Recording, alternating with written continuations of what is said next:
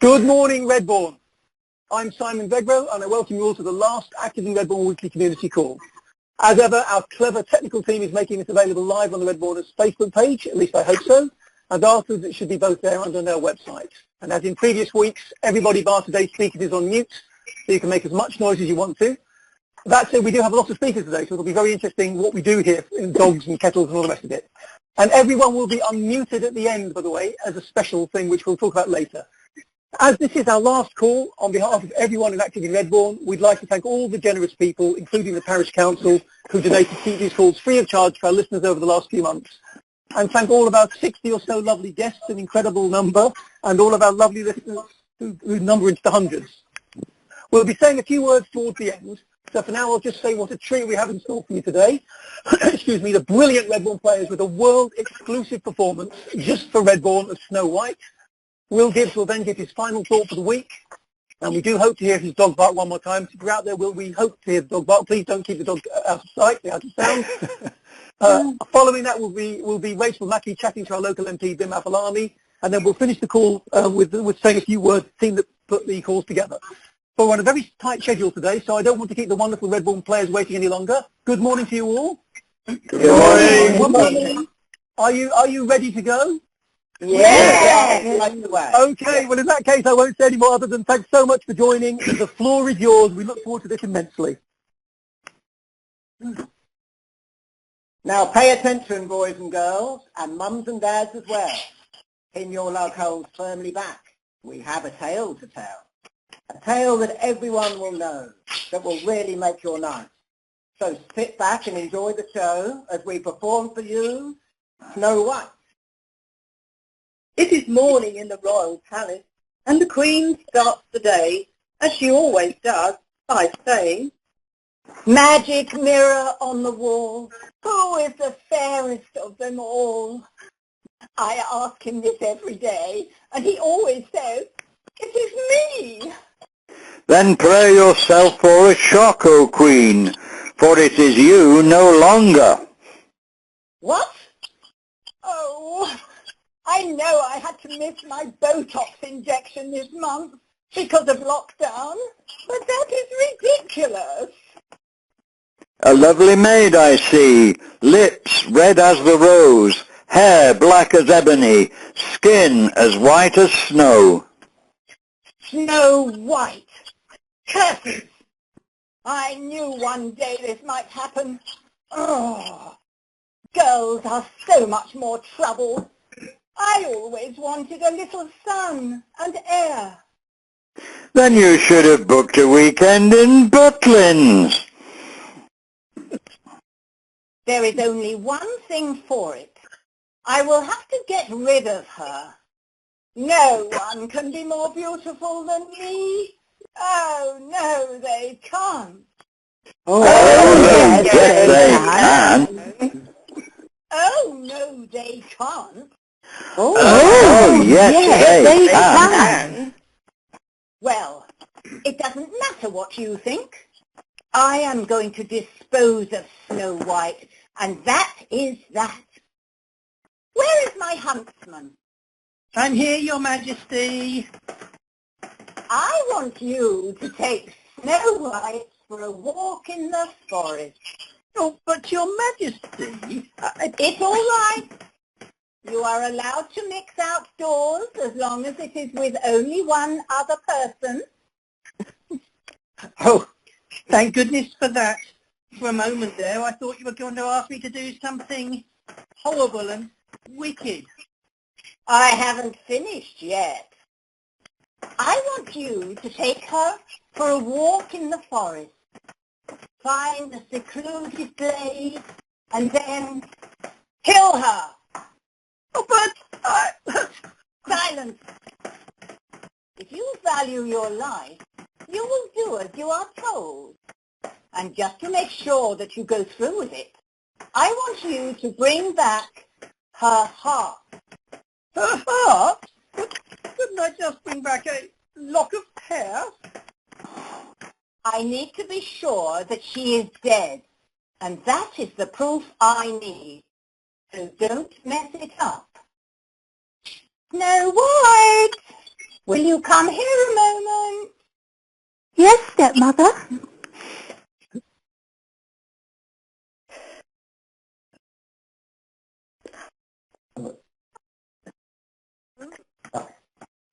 But here is going to take you for a nice, quiet, safe walk in the forest. Oh, that sounds lovely.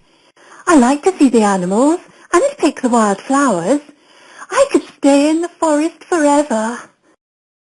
Well then, this could be your lucky day. Now go. There she goes, oblivious of what awaits her. Soon I will be rid of her forever and will once again be the fairest of them all.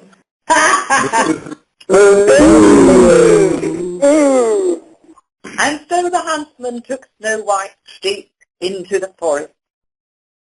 Are you sure this is the right way? I've never been this deep into the forest before. Oh, just a bit further, my dear. Just far enough to make sure that no one will ever find you. What? No one will find you looking at these lovely flowers. You know how much the Queen hates it. Oh, yes. Oh, aren't these bluebells beautiful? But what are you doing? Why are you looking at me like that? And why are you holding that enormous chopper? Were you trying to catch me unawares when my back was turned? Oh, it's no good. I can't do it. Your stepmother, the Queen, ordered me to kill you, but I can't go through with it. But now you must flee. She will stop at nothing. Run away, hide anywhere. Don't let her find you. Run. Snow White ran away in terror. Deeper and deeper into the forest she went, until at last she felt it safe enough to stop. Oh, where am I? I am lost deep in the forest. Oh, what is to become of me? If only I could find somewhere safe to hide. Oh, but what is that over there? Why, it's a lovely little cottage. And everything is so small. Or maybe some children live here. But I haven't time to worry about that now. I'm so tired. Oh, I shall just lie down on this bed and go to sleep. Snow White lay down and fell asleep. Meanwhile, back in the palace... Well, is Snow White dead like I ordered? Yes, Your Majesty. I have brought you her heart, just like you requested. Good. That will be all. So, the deed is done. Now, where is my mirror? I'm sure it's around here somewhere. It is behind you. What? Oh, yes. How silly of me. Magic mirror on the wall. Who now is the fairest of them all? Over the 7 jewelled hills, beyond the 7th fall, in the cottage of the 7 dwarf dwells, Snow White, fairest of them all. Well, help me find my mirror. Snow White lies dead in the forest. Behold her heart. Snow White still lives, the fairest in the land. It is the heart of a pig that you hold in your hand. I have been tricked. But now I know where she is. I will finish the job myself. Where is my book of evil spells? Now, what shall it be? Ah, yes! Poisoned apple. Perfect. One bite and the victim's eyes will close forever in the sleeping death. I will go and prepare it right away, and tomorrow I will find Snow White.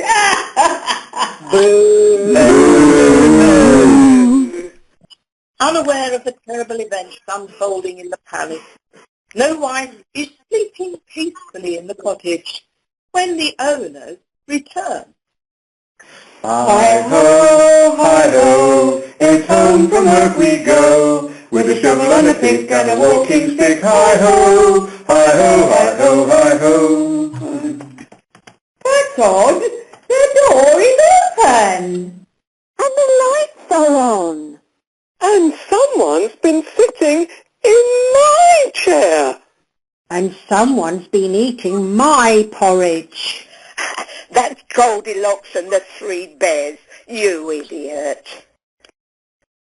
Then how come someone is sleeping in my bed? Oh, yes. Who do you think she is? And more importantly, why is she breaking lockdown restrictions? Well, why don't we ask her? Excuse me? Who are you? Well, I'm happy. I'm sneezy. Has anyone got a spare face mask? I'm bashful. I'm Dot. I'm sleepy. And I'm dopey. And I'm grumpy.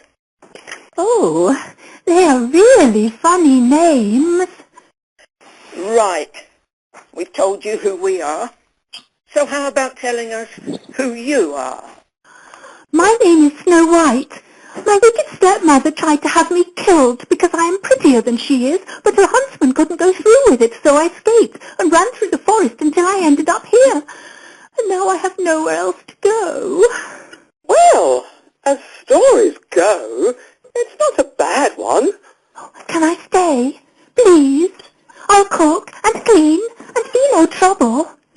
But you're not part of our social bubble. Perhaps it's all right for her to stay if she promises to self-isolate.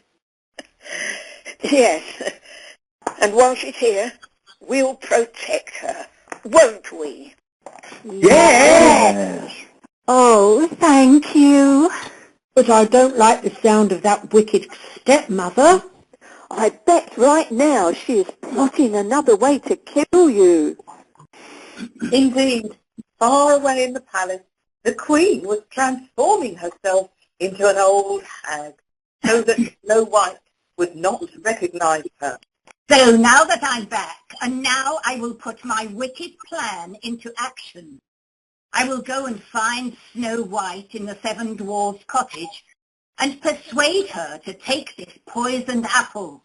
One bite and she will be lost forever in the sleeping death.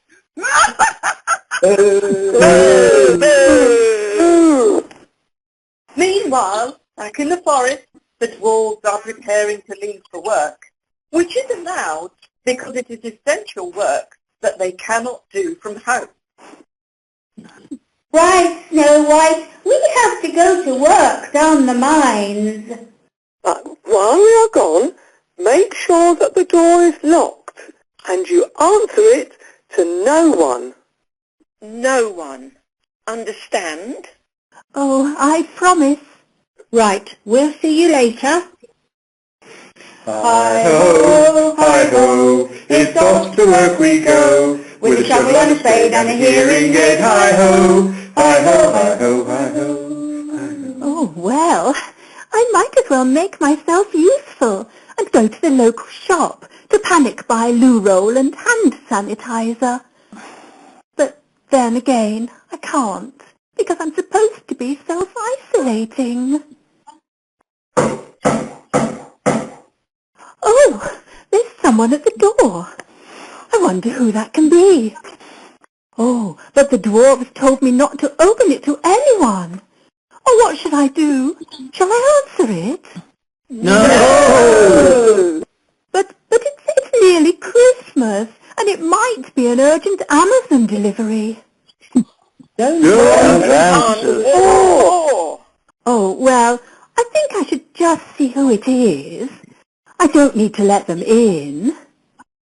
Oh, why, it's a dear old woman. All alone, my dear. Yes, I am. Who are you? Oh, I am just a poor old woman who has come to offer you one of my delicious apples. Would you like to try one? Go on, have a bite. I'm not sure. The dwarfs told me not to trust anyone.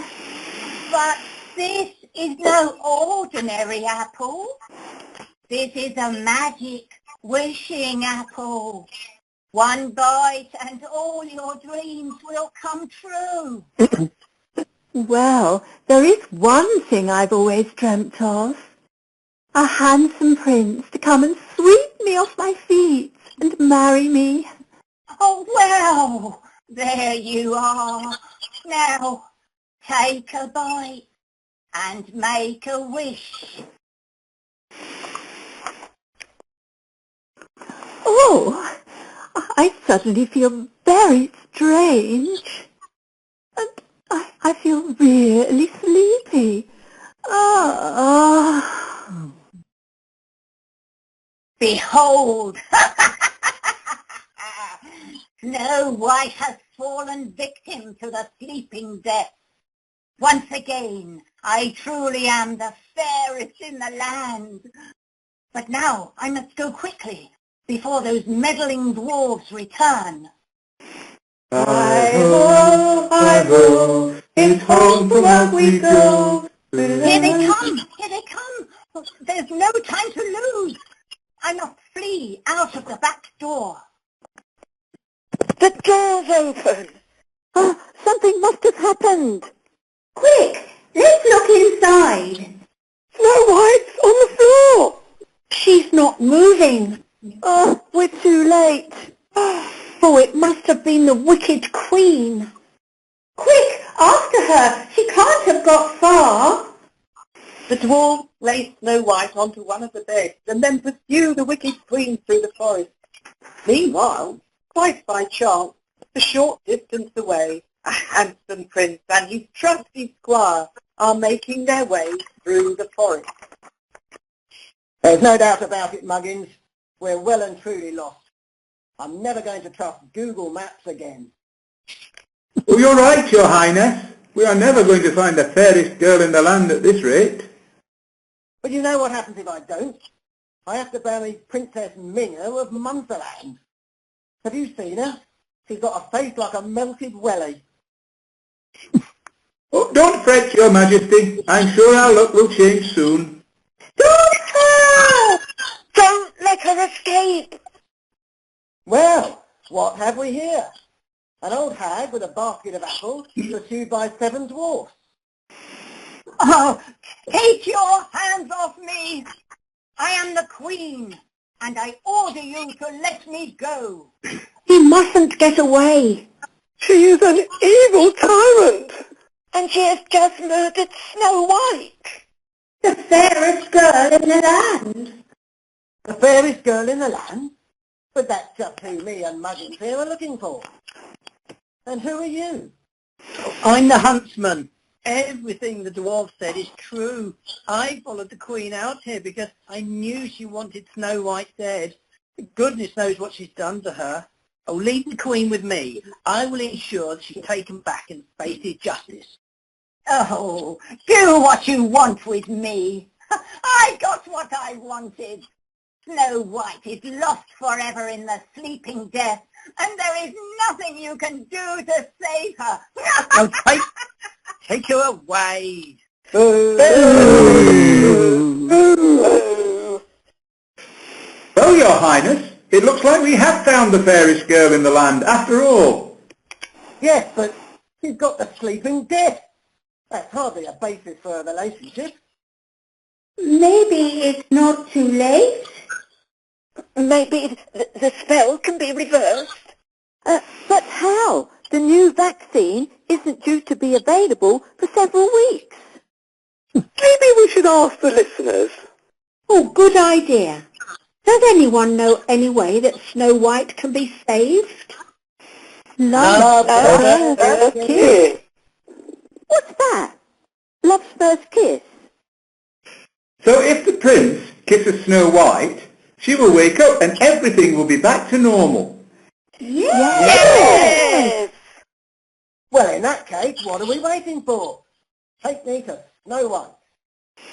They return as fast as they can to the dwarf cottage, making sure that they all keep at a safe social distance that old way. There she is, Your Highness. Oh, she is indeed the fairest of them all. Well, let's see if love's first kiss really does work. I think it would be more effective if you removed your face mask, Your Majesty. Oh yes, I completely forgot.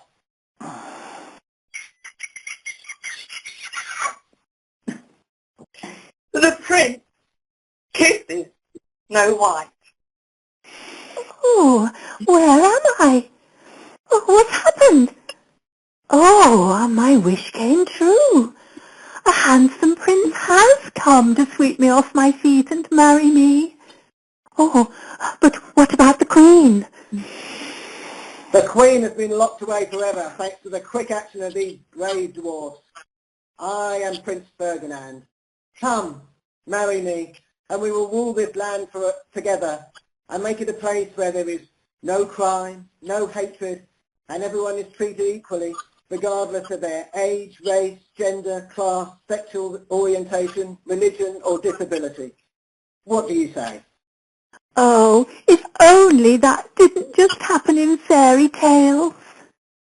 Hooray! And so the prince and Snow White were married.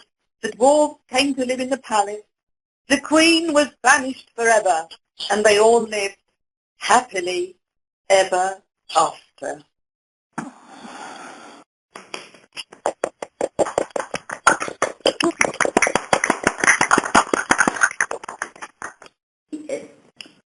Well, what a wonderful performance. Thank you, everybody. That was really, really good. I hope my occasional giggles didn't put anybody off.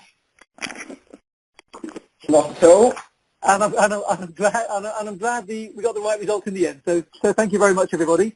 Now, because we're on such a tight timescale today, I'm going to shoot fairly quickly onto Will, if I may. But I just want to, again, thank you all for doing that. I hope you all stay on the call. And obviously, we hope in the new year to see you live, because wouldn't that be wonderful to see you live and all the wonderful work that you do. So thank you, the wonderful Redbourn Players. Thank you. Thank you. Thank you. Thank you. Thank you. Now, you so much. Will, have you managed to get on the call yet? Yes, I'm here, Simon. Good morning. Morning, Will. Good morning. How are you today? I'm well, thank you. I enjoyed the panto very much. You can't beat the Fantastic, panto. aren't Oh, I love the Yes, you panto can. at this yes, time of you year. can. Oh, yes, you can. Oh, sadly it's behind us. Anyway, well, I know you're on a bit of a timescale today, so I'm going to let you launch straight into it. I do want to say, however, because you do have to dial off quickly, can I just give you my personal thanks for all your contributions over the last few months, because if you have to dial off quickly, I may not get the chance again on this call. So thank you so much for everything that you've done for us and all your wonderful thoughts for the week. That's very kind, Simon. Thank you. You're welcome. Okay, Will, well, I'll hand over to you because you, like I said, I know you're on a timescale, and we're very much looking forward to your thought for the week this week. Thank you. It has been the greatest joy and privilege to be involved in the weekly community calls, and each time we're on air to offer a thought for the week. There have been 32 calls. I missed 6 at the start, and then due to holidays along the way. But in addition to the special broadcast from the War Memorial on Armistice Day, this is my 25th and final thought. We've covered a bit of ground over the weeks, and whilst I don't expect that you will have agreed with everything that I've said, I do hope it has given you something to reflect on and think about as we've journeyed together. My first thought, offered on the 20th of May, reflected on the symbol of the rainbow and how it had become a sign of hope and the image of lockdown and the pandemic. Since then, we've thought about the plague village of Eyam in Derbyshire and the similarities and differences to our own experience. We've thought about thankfulness and the NHS clap, chance encounters with people we might never have met, and of being humbled by COVID. We've heard something about the lives of several saints, Swithin, St Edmund and St Ninian, and the story of both success and failure to be found in Edward the Confessor. We've thought about how we remember our past in the light of the slave trade memorials, and whether they should be removed or not, and how we can learn from past mistakes and actions. We've thought about intergenerational mixing, young and old, and what makes for a good village. We've thought about Black Lives Matter and our openness or otherwise to difference. We've talked about the story of the Salisbury poisonings and the nature of fear, and that of Ethelred the Unready, and the use of information and the importance of trust and truth. We've thought about how we use time well, the ways in which we can hope even in the face of the unknown, and how we can use and enjoy outside spaces inspired by the story of Gospel Oak. We've thought about the amazing life of Florence Nightingale and how she transformed approaches to nursing care, and how that still shapes our wonderful NHS today. We've also thought about Johnny Appleseed and fruitfulness, about thankfulness for the past and hope for the future. We've reflected on the passing of the seasons and on conscious aging and flourishing in later life, about talking more openly and being more honest about mental health and breaking down some of the taboos there, and how we can get through the second lockdown and care well for each other. We've travelled some ground, all from the comfort of our own homes, and hit upon what I felt have been some important areas for us to consider. As I say, some of what I've said will no doubt have landed better for you than other bits, but I want to say thank you to Active in Redbourn for hosting these brilliant calls and giving us a wonderful community experience and a very helpful focus in the middle of what has often felt like a very shapeless week. Several people have told me that I should publish these thoughts, and with that encouragement, and despite my usual shyness and reluctance about things like that, I will print a few sets of them as books for people to call into St Mary's and buy in exchange for a donation to charity. When I've subjected you to over 24,400 words, we may as well redeem them and raise a bit of money for a good cause. Well, that is the past, and a chance to look back and remember. But what about the future? Well, all good things must come to an end, and this is the last call today. But the things we've enjoyed, we can continue to enjoy.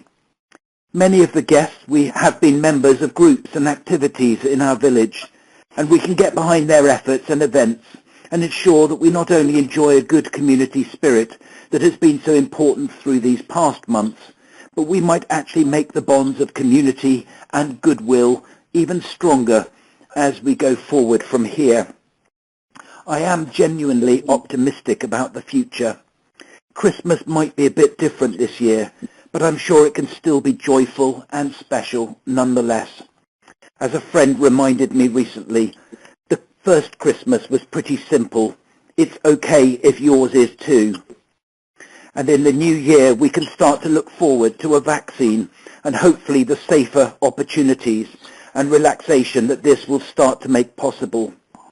I know there are a few people out there who are wary about vaccines, but I do hope that most will take up the chance to be vaccinated. Like the face covering, it is for others and for wider society that you do it, not really just for yourself. And after all, it's only a bit of a prick on the arm, something my wife has had to put up with for 19 years now. Yes, I'm optimistic about the future. Things don't have to be set in stone, and we can take steps forward that are exciting and bring new possibilities. I'm reminded of the words of St. Francis: start by doing what's necessary, then do what's possible, and then suddenly you're doing what seemed impossible. My favourite story of the last few days comes from Exmoor.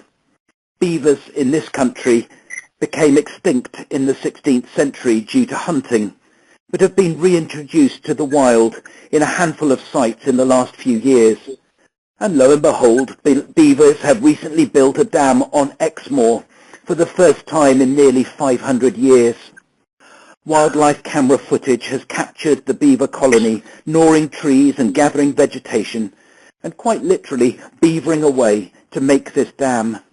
It may not look much at first glance, but it helps to create deep pools, so they have better refuge from predators and a place to store their food, a sort of underwater fridge if you like.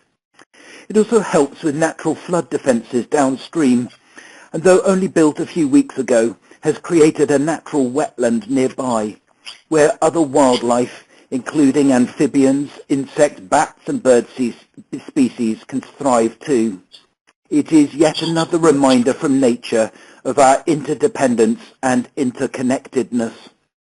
This wonderful story about the beavers reminds us that with hard work together and concerted effort, new things can come and new growth can be seen, not just for ourselves, but for others too. I hope that will be our experience in our village in the months that lie ahead. Somehow, I think it will be. Thank you. Thank you so much, Will. Thank you. That's brilliant. Lovely. And thank you. And it's great to hear about your optimism for the future as well. And I think we've just experienced our favourite line on the community calls as well. I did just have to compose myself for a moment before. That's fine. But thank you. It's been absolutely lovely. It's been a real pleasure. So it's brilliant. And for me. Okay, too. moving So, on. I thank you for believe having we me. have some. Thank you. I believe we have the Mafalami on the line. Hello. Oh, hello. Thank you for joining. It's good to have you here today. No problem. Brilliant. It's so fitting that Bim is on our last call because you joined us on our first call as well, didn't you? I did. I remember it well. Back in April. So thank you so much. I've just been trying to avoid gaps. Not doing very well, but you've all been very kind and not reported me to, the Daily Mail or something. So that's very helpful. Thank you. No, we wouldn't. So I thought, because this is quite a jovial, our last call, and we've just had the Panto on, we thought we'd do more of a kind of behind the scenes at Westminster and ask you some more light-hearted questions rather than anything too heavy today. So I think one of the things you said to me, which was that's a very was, kind way of you saying that you think I've been really boring, and so now you cannot bear to ask me any political questions. It's all right because you're so nice and friendly that you did it in such a nice way that I won't take it personally. Not at all. I think it was amusing that you said to me, these aren't the sort of questions I normally get. I'm going to actually have to think about them. So I think it's good actually to get you out of your comfort zone in politics and ask you some. These may be more difficult than the questions you used to face. Yeah. Okay, so first up, let's think about Westminster. How does Westminster get into the Christmas groove? What happened? So the first thing is obviously this is normally. This year, there won't be so much of it. But normally, I mean, I at university, I went out a lot, spent a lot of time partying and drinking and all that sort of thing. Westminster has a similar atmosphere. It has a similar atmosphere, particularly at Christmas. And there is just significant amounts of drinking and parties. And people host karaoke and all sorts of slightly bizarre things. And there's a video. It was put online somewhere. It was me at some Conservative Party conference, sort of dancing and singing karaoke with various members of the press corps. And at Conservative Party conferences you get that, but the only other time in the year you get that is around Christmas. So basically a lot of singing, drinking and gossiping, and all sorts of bad behaviour is basically what happens normally at Westminster at Christmas. Good. So it sounds like the normal Christmas parties in most offices then. Exactly. Probably actually worse behaved. And what's your karaoke song then, Bim? I mean, where do I start? I mean, I've got a few. I won't sing them all now because you don't want that from me. But my more recent, I've got a couple. Enrique Iglesias' Hero is what I'd probably sing that to you, Rachel. But, a more rabble-rousing one for me is Time After Time. You know that one? Yeah, excellent. If you fall, I will catch you, I'll be waiting. That one. Yeah, so I like that as well. Nice. Actually, that's more old school than I thought you'd go for. I like that. Very good. And Bim, we had a question from one of our gang. Who's your best friend in Parliament, and what's so special about them? That is really, really... So my best friend in Parliament, and I'm counting best friend as somebody who you would just tell things that you wouldn't tell other people, and you can be sort of embarrassed or silly or whatever with them.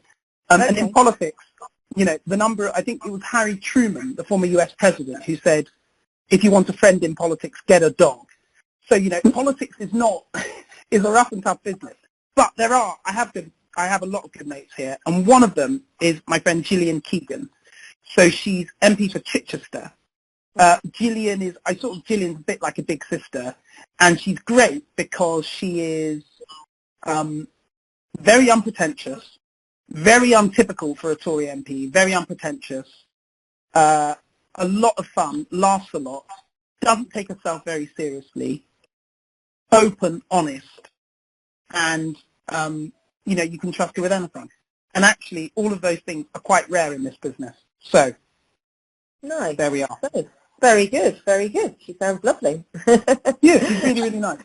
Well, and what's the funniest moments you've had as an MP? Yeah, so I've had this. I'm going to have to be very, very careful about how I describe this. So it was probably after about a year and a half, maybe a year and a bit after I was an MP, and it was just after Boris Johnson, obviously now Prime Minister, had resigned from Theresa May's cabinet. Mm-hmm. And an old friend of mine is a woman called Carrie Simmons, who was then working for the Conservative Party and she was head of comms or something. And Carrie, and we had a mutual friend called Juliet Samuel, who's a columnist on the Telegraph. Anyway, Juliet and Carrie had long agreed to have dinner at Juliet's house in central London. And I turned up. And when I turned up, Carrie and Juliet said, Bim, there's a special guest. And I said, well, who? I was quite annoyed. Because I said, we'd set this thing up for us, to catch up. Anyway, forgive me. Boris hadn't resigned yet. So he was still Foreign Secretary. And what happened was, but he was sort of about to resign. Everybody thought he was about to resign. And so what happened was there was just a knock on the door. Special branch started coming in the house and started checking windows and things. It was entirely bizarre.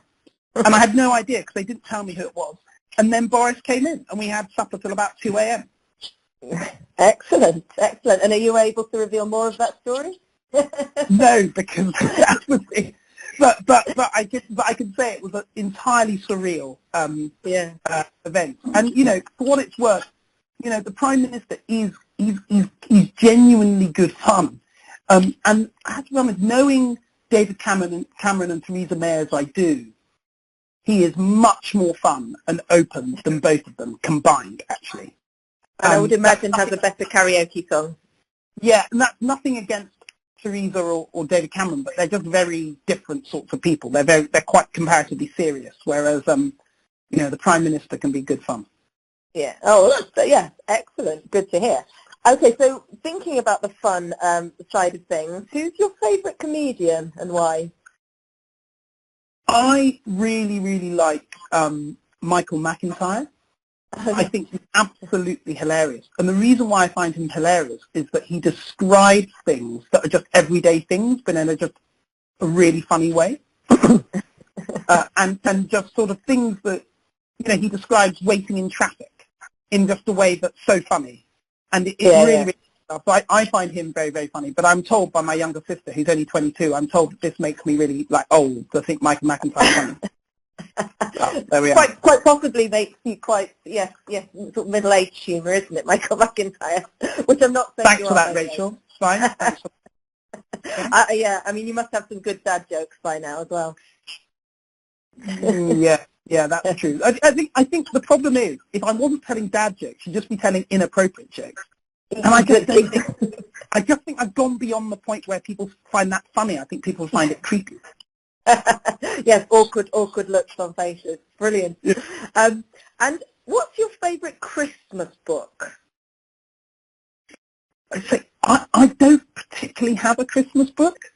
Okay. So I don't really have one. What I can say is my children, my two elder ones of 3, which is completely bizarre at my age. I've got 3 children. It's very, very, it's wrong. It's too many. But there's this book called Going on a Bear Hunt. We're going on a bear hunt. Yeah, I would urge everybody who has kids or grandkids that are anything under 3, 4 years old, get them the book. It's got great sounds, it's really good, and it's very melodic, so they will actually learn it. And it's like almost poetic, and they'll learn it. It's really, really good. So it's a really good book. Yeah, we like that one in our... Yeah. Have you seen they put it on the TV as well? Oh, yes, and I've seen the play. They had a play last year at I think it was the Peacock Theatre near on the Strand, near the Strand. Yeah. It's really good. They had it filmed. Yeah, I recommend it highly. In addition to the Bible, which we should also read at this time of year. Of course. You can tell that you're parents of young children when all your favourite books are basically the Gruffalo and anything by Julia Donaldson and all the kids' books. It's normally quite hard to think of grown-up books. Yeah, I mean, no, to be honest, I think you are giving me a bit too much credit. As in, I really don't spend that much time reading to my children compared to like other people. But when I do, of course, I do remember. Hence why I can remember this. Excellent. But no, I probably should spend more time reading to my children. But it's just my wife sort of does so much of it. When I'm not, when I'm in Westminster all the time, I sort of, slightly let her get on with it. I know I'm not meant to admit that, but I should probably do more. And do you have any favourite Christmas films, Christmas movies? Home Alone. Home Alone. Oh, yeah. Yeah. Not, not even close. Anything else? Yeah, it's brilliant, isn't it? We introduced my eldest to that last year, and you forget how funny it is. It's really, really good. Not Home Alone 2, of course. Well, to be honest, I'm not a sequel hater. I think Home Alone 2 is actually good. It's pretty good. Another film, and this is me now just indulging myself with talking about films I like, but another film which I only ever find time to really watch at Christmas is The Godfather. The Godfather is the best film ever because it's about everything that's important. It's about family, it's about love, it's about money, it's about power, it's about everything. Brilliant. So find time around Christmas to watch The Godfather, I think. Yeah, that's one of my husband's favourite films, and he always used to have the ringtone. Your husband is a great man. He's a great man, largely because he loves The Godfather, and secondly, because he's married to you, which means he's got sense. And he's great because he understands the wisdom of the Godfather film. He does love it. So, Bim, if you could travel in time to any Christmas time in history, what year would you choose to observe and why? So, as a keen historian as I am, I became fascinated between the ages of about 14 and 16 with the early modern period and Oliver Cromwell. And many people will know that Oliver Cromwell and his sort of slightly bizarre, extreme puritanical regime banned Christmas.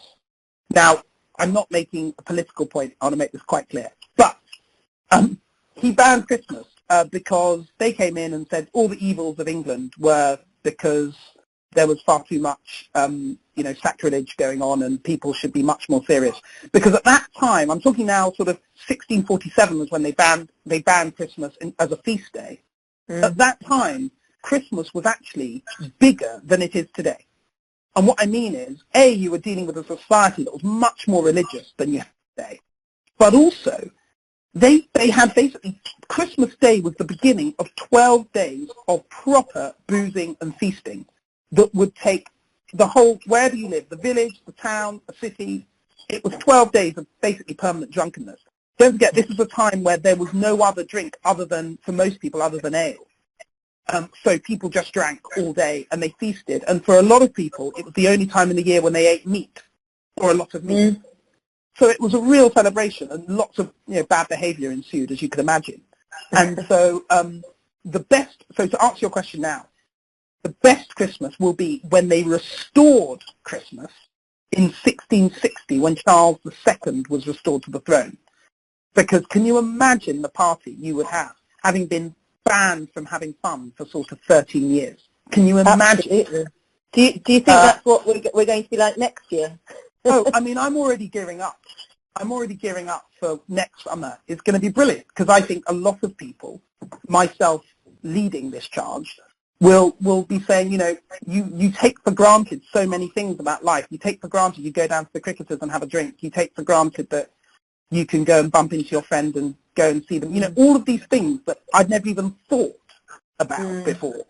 I think the joy of rediscovering people and your favourite places and pubs and all these things, I think will be so joyous.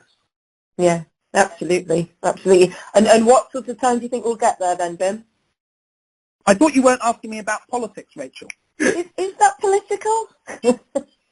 Okay, so basically we have approved the vaccine last night. Wow. It will start to be delivered next week. And the conversations I've had this week say that the strong aim is that from the Easter holidays, there should be no restrictions or very, very, very limited restrictions. Fantastic, fantastic. So that's I hope the plan we're all working on. Excellent, excellent. Sorry, just steering you slightly off course, but it does feel good that we're sort of ending these calls on, you know, with lots of elements of positivity and hope. So no, that's fantastic. So just final question then, Bim. What's on your wish list to Santa this year? Obviously, and you know, you normally sit on his knee to ask, but this year, you know, you have to write your letter like everyone else.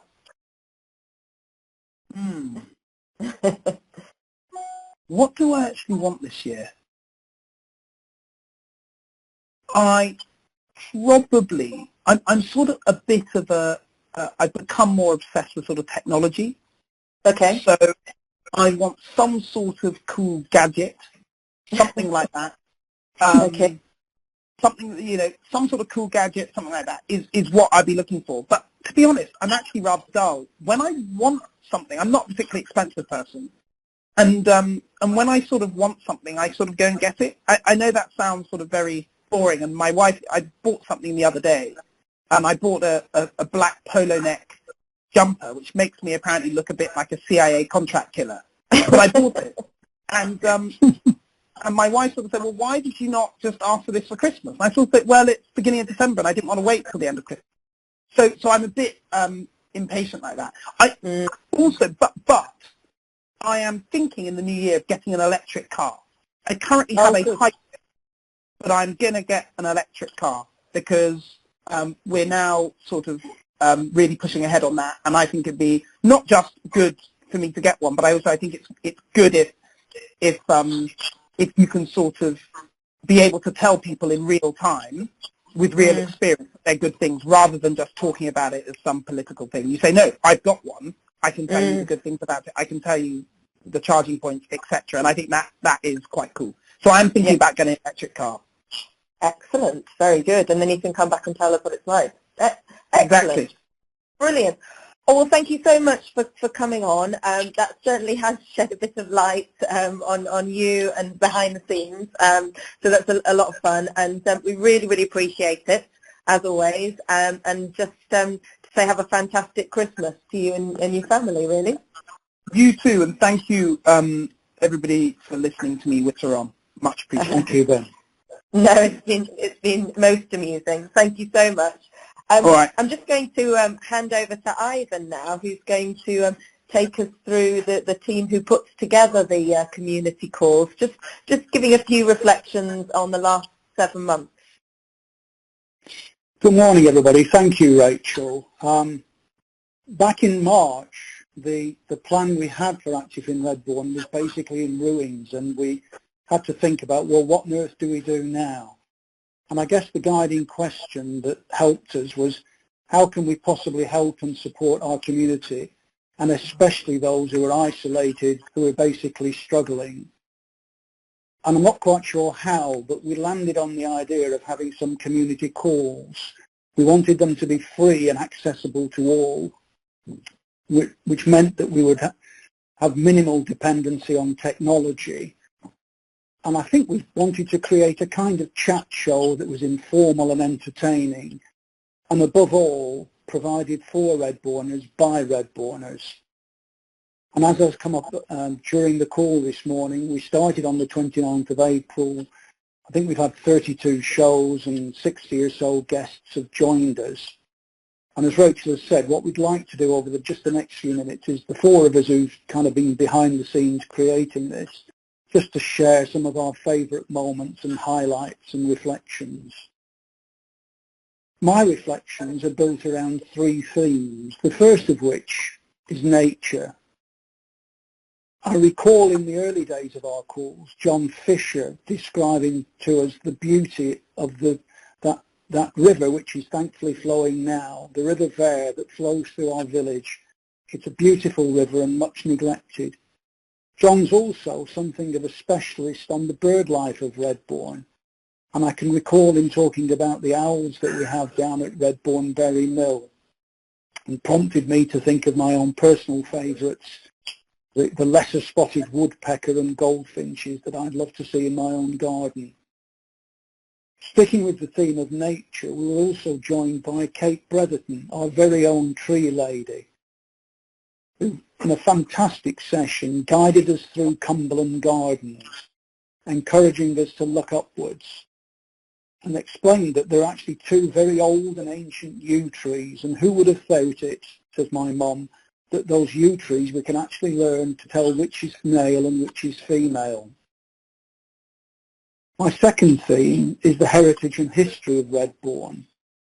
A couple, Richard and Joyce Clayton, who in fact have just left the village and moved up to Yorkshire, but gave up 7 years of their lives to create an online history of Redbourn, which is available and accessible to us all on the village website.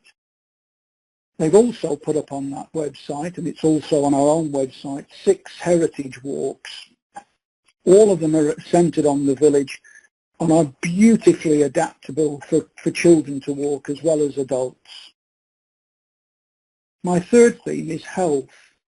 Our guests have included the optician, the pharmacist, we've had St Matthew's Care Home on the call, the health centre, a couple of general practitioners. We've had sessions on nutrition and well-being. But my own personal favourite was to hear the Director of Public Health for Hertfordshire, Dr. Jim McManus, who very memorably and practically brought to life how public health is so important in supporting us as a community. But what I remember above all from Jim was that this was a highly competent individual and just a decent human being, and made very clear that Redbourn was one very small part, an important part, of a much bigger global picture. So my reflections end with the thought that we've enjoyed local people giving a part of their lives to the community, wonderful normal folk who remind us of the beauty that surrounds us, the vitality that constitutes Redbourn, and that we are part of. It's been a fantastic experience. I'm going to hand over to Rachel, and I think he's going to share with us some of her best bits from the last 6 months. Rachel, over to you. Thanks, Ivan. I really wanted to talk about the music that we've had on the call, because it always amazes me how many wonderful and talented musicians we have in our own village. We had the fantastic opera singer, Alexandra Yu. We had Trevor Thomas, who plays his guitar on the first call, and I think he even has a recording studio at the bottom of his garden. He played Love Lifts Us Up, which was really just so perfectly fitting at that time. We were near the start of the first lockdown, and the song was just perfectly in keeping with that time period. We also had Sarah West, who's a professional singer and actress. She's also in Mamma Mia. She sang Over the Rainbow, the Eva Cassidy version, and I think you probably all agree she just has such a beautiful voice, and the tone was absolutely amazing. And again, just bowled over to have such a professional singer who lives a few streets away, really. And the other one I want to talk about music-wise was David Beeman and his family. I think some of you will probably know David because he plays keyboard at Beer and Carols, and what a good job he does keeping everyone in line there. He's actually a violinist and a pianist. He plays with the BBC Concerts Orchestra. He also has a kind of wonderfully talented musical family. They decided to play some sing-along songs for us. So we had I Can't Help Falling in Love with You, which is sang so absolutely beautifully.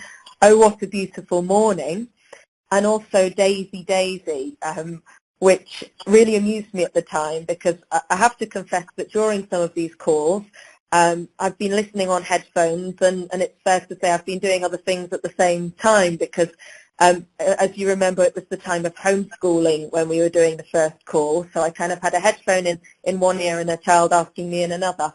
And when David Beeman was on the call for that particular one, we happened to be out on our bikes, and we were riding down the Oldburn Way. So obviously Daisy Daisy was a particularly apt song when that came on. And I have to say, I did get a few strange looks, because I did break into song with the Beeman family, which is not a great look when you're cycling down the Oldburn Way. So I don't think I've been back since. So I absolutely love the music. I also wanted to briefly just say, talk about the call where we discussed books. And we had our own Symon Vegro, who's also an author and an avid reader, and Kelly O'Brien, who's a local librarian and a reader and part of the same book club as me in the village.